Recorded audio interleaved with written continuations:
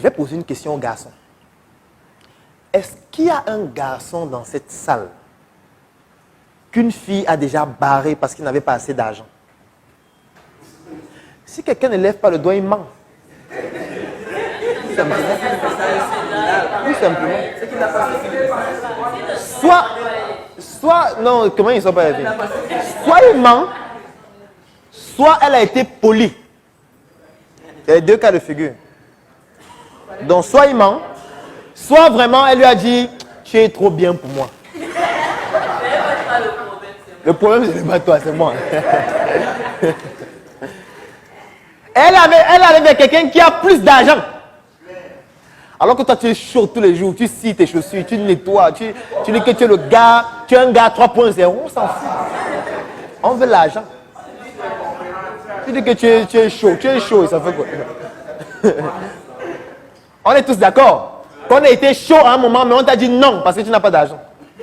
Alors que tu es chaud. Voilà. Ah, c'est un premier cas de figure. Deuxième cas de figure. Est-ce que vous avez déjà perdu un membre de votre famille parce qu'il n'y avait pas assez d'argent? C'est-à-dire que s'il y avait eu plus d'argent, on l'aurait sauvé. Qui a déjà eu ce genre de problème? Qu'est-ce qui s'est passé? Oui. Qui d'autre? Oui. Quel problème? 2 millions. Oui. D'accord. Ouais, j'imagine. C'est très lourd. Voilà des exemples simples. C'est-à-dire que s'il y avait eu plus d'argent, certainement la personne serait toujours en vie. Même si pas forcément vivant de la meilleure des façons, mais serait en vie. C'est-à-dire que le manque d'argent a entraîné un décès.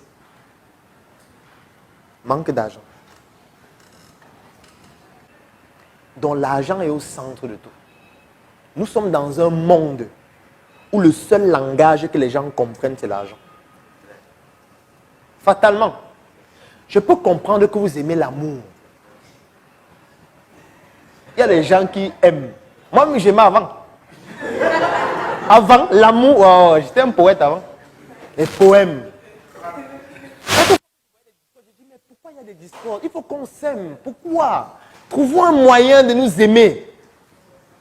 Jusqu'au jour où j'ai compris que l'amour s'arrête là où l'argent parle. L'amour attend. L'argent finit de discuter. Après, l'amour revient. Si l'argent ne trouve pas un compromis, ça s'arrête.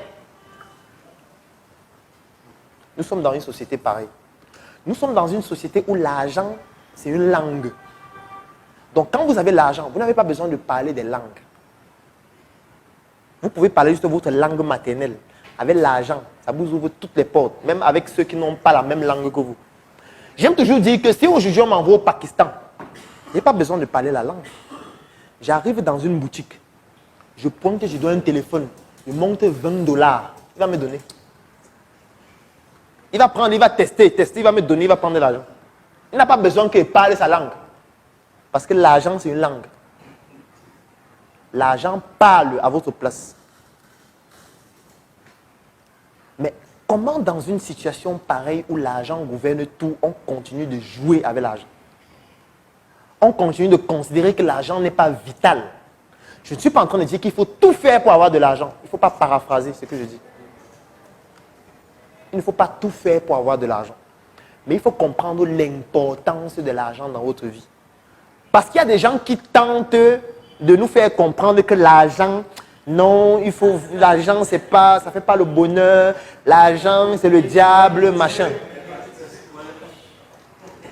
Oui, d'aller au paradis que pour un chameau de passer par... Il y a des gens qui essayent de nous faire comprendre ce genre de choses. Mais la réalité nous rattrape chaque jour. Chaque jour, la réalité nous rattrape qu'il faut l'argent. Il faut l'argent, il faut l'argent, il faut l'argent. Donc, dès aujourd'hui, il faut que l'argent devienne un outil qui vous permet d'atteindre vos objectifs et non que l'argent devienne toute votre vie. Non. Ne faites pas tout pour de l'argent. Ne transcendez pas vos valeurs pour de l'argent. Ça, je suis d'accord. Mais l'argent, c'est au centre de tout. Et si vous n'avez pas d'argent, personne ne va vous respecter. Il n'y a aucune personne qu'on respecte s'il n'a pas d'argent. Même dans votre famille. Allons dans les familles. Voyons lorsqu'il y a des obsèques. Qui fait le programme? On ne fait pas le programme avec ceux qui n'ont pas d'argent. Ce n'est que celui qui a l'argent qui peut dire que, bon, ok, on fixe la date à tel moment. Le corps va faire tel nombre de temps à la mort. Bon, comme je suis encore aux États-Unis, j'ai encore pour 2 semaines repoussé les obsèques dans 1 mois. On va repousser. Quand ils sont à la réunion, ils sont en train de parler.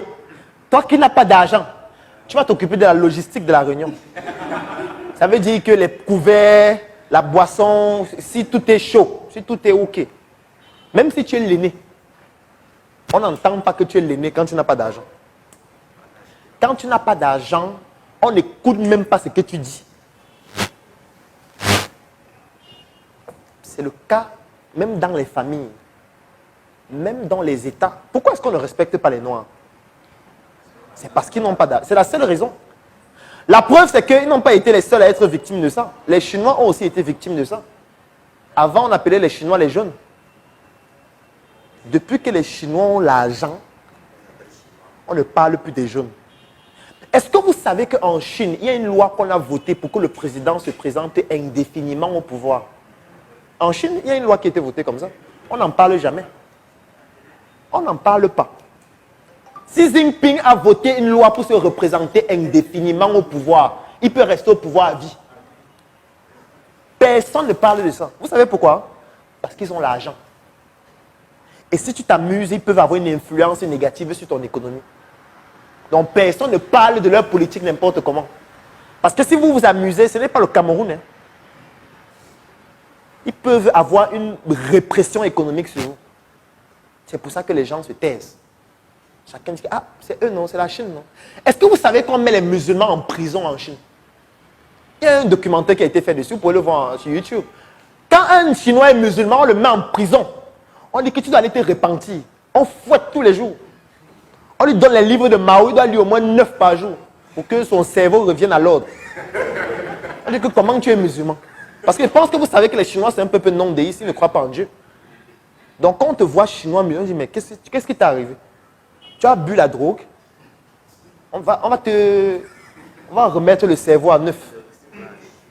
Si on tente de faire ça ici au Cameroun, les droits de l'homme, il y aura les documentaires tous les jours pour dire que mais ça c'est la dictature. Mais en Chine, personne ne parle. Il n'y a que des petits journalistes, reporters indépendants qui font des petits documentaires qu'on ne voit même jamais à la télé. C'est peut-être sur YouTube seulement. Mais aucun État ne se prononce. Chacun reste calme. Hey, attention. Parce que nous sommes le seul peuple au monde qui ne veut pas assumer que l'argent est au centre. Et on veut toujours faire comme si l'argent c'est accessoire. On ne peut pas faire sans argent. Donc, les stratégies que je vais montrer de communautarisme économique tout à l'heure, ce sont des gens qui ont modifié leur manière de voir ce que c'est que l'argent. Ils ont modifié leur rapport à l'argent. Je tiens à préciser que je ne vous permets pas de faire tout ce qu'il faut pour avoir de l'argent, ou n'importe quoi. Ne travestissez pas vos valeurs pour l'argent. Ce n'est pas ça que je dis. Je ne suis pas en train de dire qu'on va vous demander de faire des conditions, d'avoir des conditions bizarres pour avoir de l'argent. Et comme c'est l'argent, vous allez tout faire. Non. Mais vous devez toujours retenir que si vous n'avez pas cet argent-là, vous ne pourriez pas atteindre vos objectifs. Que diriez-vous d'une tontine qui permet d'implémenter des projets? Une tontine dans laquelle les membres se mettent ensemble afin de réunir de l'argent, argent qui va permettre d'investir dans des projets ou alors d'acquérir des biens immobiliers. Je vous recommande de regarder cette vidéo et je vous reviens juste après afin de vous expliquer l'offre que je vous présente.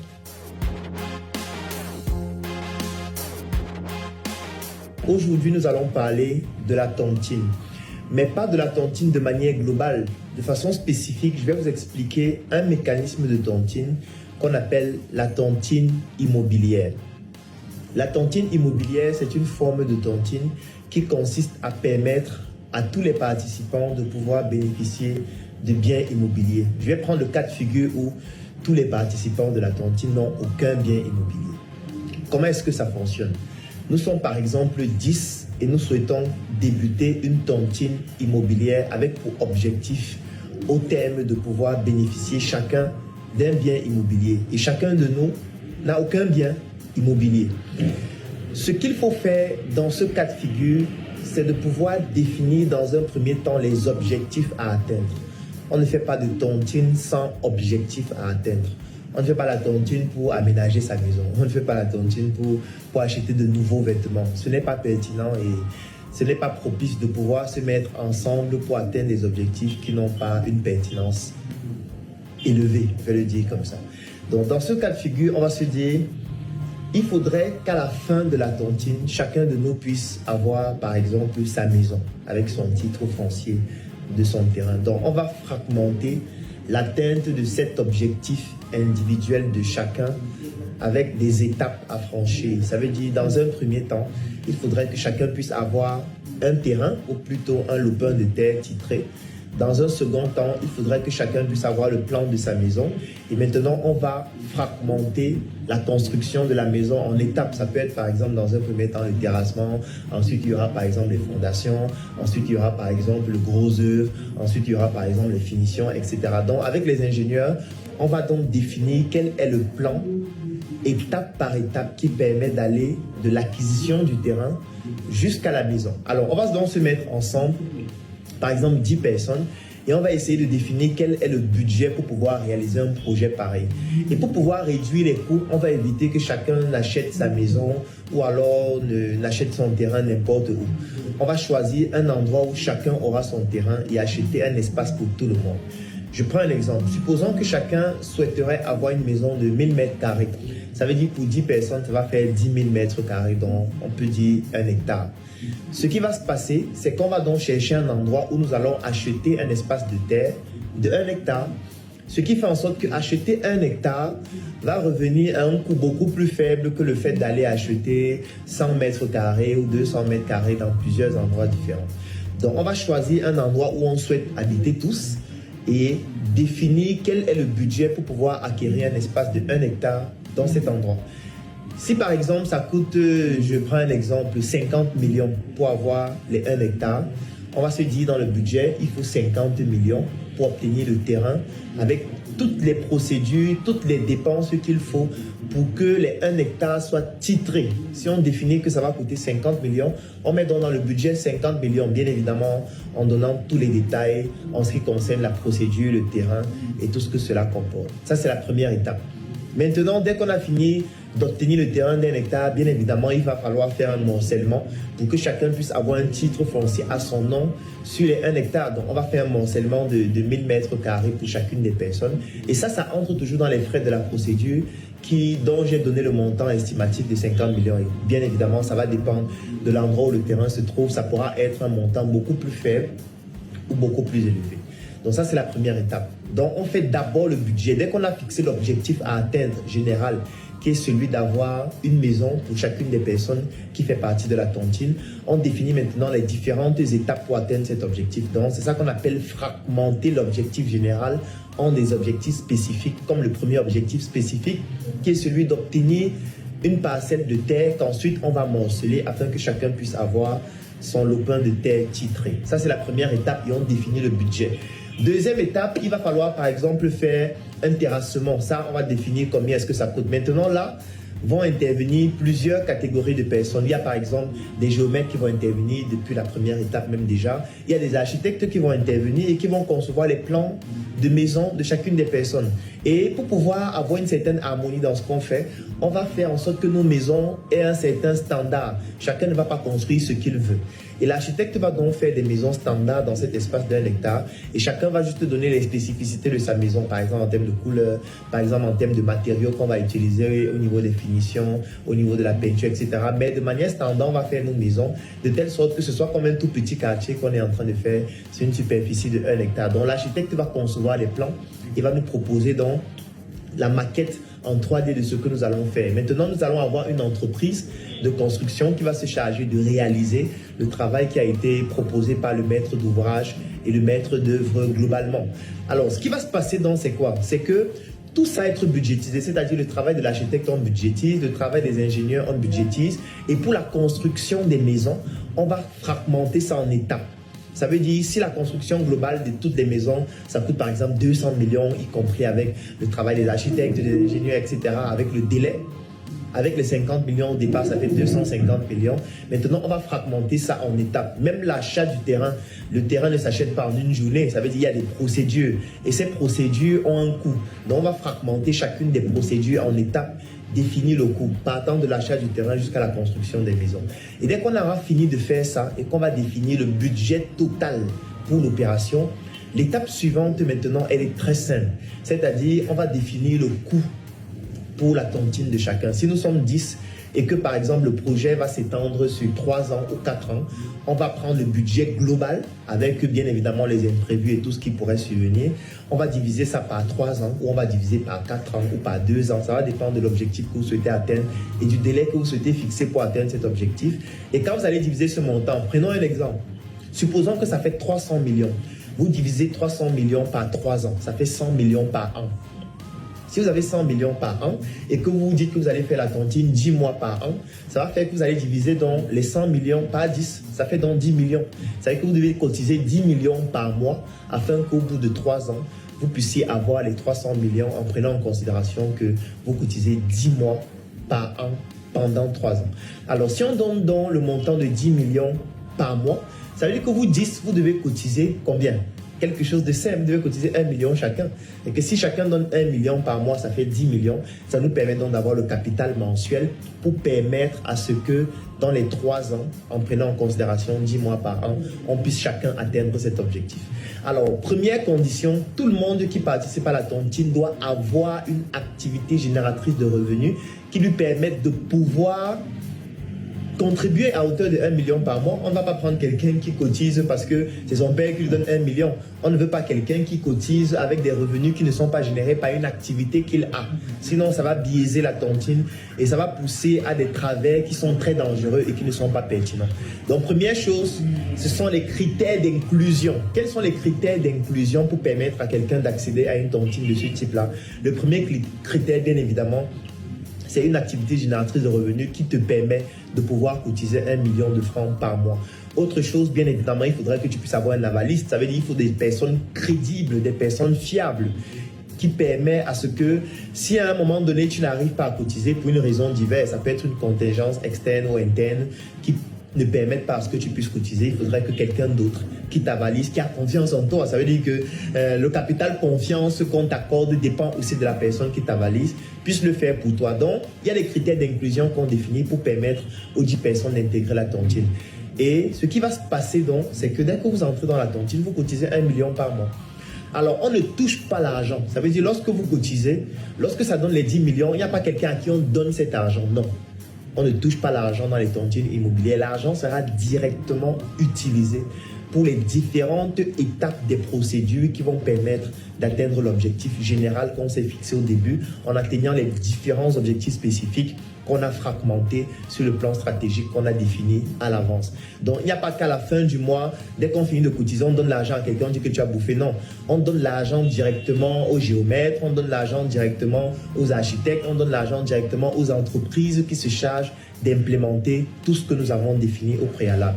Et maintenant, pour éviter que l'argent ne soit dépensé de manière inappropriée, l'entreprise donc qui va se charger de construire les maisons doit être notre entreprise, tout simplement, ou alors doit être une entreprise dans laquelle nous sommes actionnaires pour que l'argent tourne entre nous. Les architectes avec lesquels nous allons travailler, ça doit être nos architectes, ou alors ça doit être un cabinet d'architecture dans lequel nous sommes actionnaires, ou alors tout simplement on peut créer un cabinet d'architecture et recruter des architectes excellents qui vont travailler pour qu'en réalité même la construction de nos maisons soit en fait dans nos propres entreprises. Si on doit acheter du ciment, il faudrait qu'on effectue les achats de tout le matériel dans une quincaillerie dans laquelle nous sommes actionnaires, ou alors dans une quincaillerie qui appartient à un de nos membres, ou alors tout simplement dans une quincaillerie que nous allons créer et dans laquelle nous allons recruter des personnes qui vont travailler. En réalité, vous n'allez pas prendre 300 millions et dépenser ça chez des inconnus, non. Même pour la construction de votre maison, même pour l'achat du terrain et pour toutes les procédures, il faudrait que les dépenses tournent toujours entre vous. C'est ça l'objectif de la tontine. Ça veut dire qu'on se met ensemble pour pouvoir créer un levier. Vous comprenez ce que c'est que le levier en physique? C'est un outil qui vous permet de porter une charge beaucoup plus facilement par rapport au fait que vous n'auriez pas pu le faire vous-même. C'est un peu comme la brouette qui est un levier. Si vous ne pouvez pas porter une charge de 100 kg, en mettant dans une brouette, vous pouvez tirer facilement la charge de 100 kg. C'est ça qu'on appelle un levier. Et ça, vous ne pouvez pas le faire seul. Donc, quand vous vous mettez ensemble, c'est pour mettre ensemble vos moyens relationnels, vos moyens logistiques, vos moyens économiques, vos moyens de lobbying, afin de permettre à chacun d'atteindre un objectif qu'il n'aurait pas pu atteindre seul dans un délai aussi court.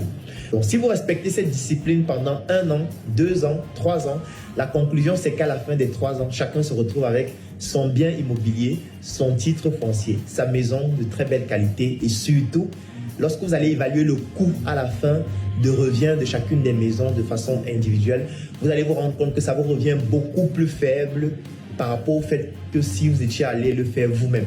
Parce qu'au final, en achetant le terrain en gros, notamment 1 hectare, ça vous revient à un prix unitaire beaucoup plus faible. En faisant les travaux en gros, ça revient à un coût beaucoup plus faible. En achetant le ciment en gros pour les 10 maisons, ça revient à un coût beaucoup plus faible. En achetant le fer en gros, ça revient à un coût beaucoup plus faible. Lorsque vous partez dans un cabinet d'architecture et que vous dites que vous voulez les plans pour 10 maisons, ça revient à un coût beaucoup plus faible que quelqu'un qui viendrait pour une seule maison.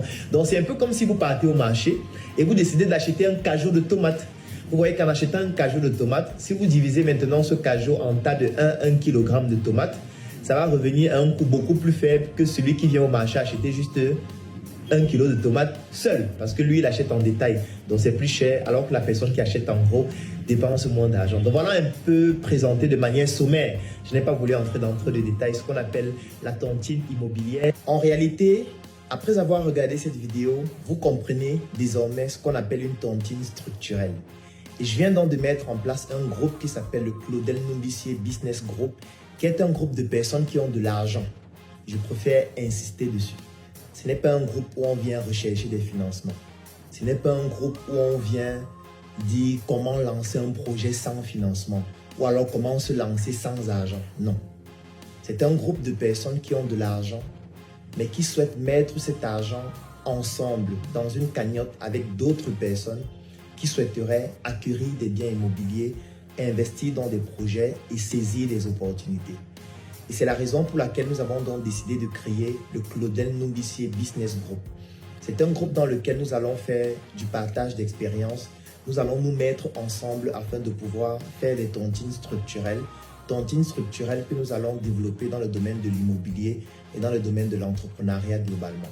Pour accéder à cette tontine, ça vous revient à 120 000 francs par an, c'est-à-dire l'équivalent de pratiquement 10 000 francs par mois. Et pour ceux qui sont à l'extérieur du Cameroun, ça vous revient à 25 € par mois et vous devez payer minimum 12 mois avant de pouvoir intégrer le groupe. Donc si ce groupe vous intéresse, si cette tontine structurelle vous intéresse, si vous souhaitez rejoindre un groupe de personnes qui ont de l'argent, qui souhaitent mettre cet argent afin de pouvoir réaliser des projets structurels sur le plan de la tontine et sur le plan de plusieurs autres opportunités, le Claudel Numbissier Business Group, il est fait pour vous. Donc, si vous êtes intéressé, cliquez dans le lien qui est dans la description de cette vidéo ou tout simplement contactez les numéros qui s'affichent et vous allez obtenir toutes les informations qui vont vous permettre de rejoindre le Claudel Numbissier Business Group. On se donne rendez-vous dans ce groupe où nous allons parler opportunités, où nous allons parler affaires, où nous allons parler investissement, où nous allons pratiquer de la tontine structurelle afin de pouvoir saisir les opportunités. À nous revoir dans le groupe des personnes qui pensent et qui mettent ensemble leurs moyens intellectuels, physiques, matériels et économiques pour contribuer de manière dynamique au développement économique de l'Afrique.